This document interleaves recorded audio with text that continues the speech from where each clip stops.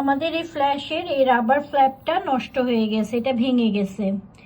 এখন এটাকে আমরা চেঞ্জ করব। চেঞ্জ করার জন্য আমাদের প্রথমে এইটা খুলে ফেলতে হবে। খুলে এই ফ্ল্যাপটা জাস্ট খুলে নিতে হবে, কারণ এটা পুরোটাই খুলে গেছে।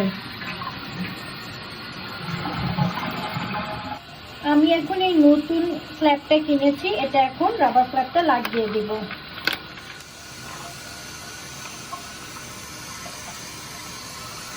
প্রথমে আমরা এই দুইটা লাগিয়ে নেব।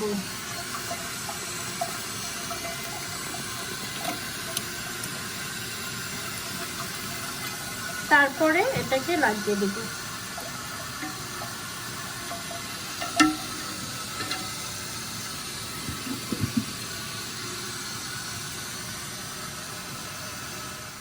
পানি এখন ভরে গেছে, আমি এখন ফ্ল্যাশ করে চেক করব যে ফ্ল্যাশটা ঠিক হলো কিনা।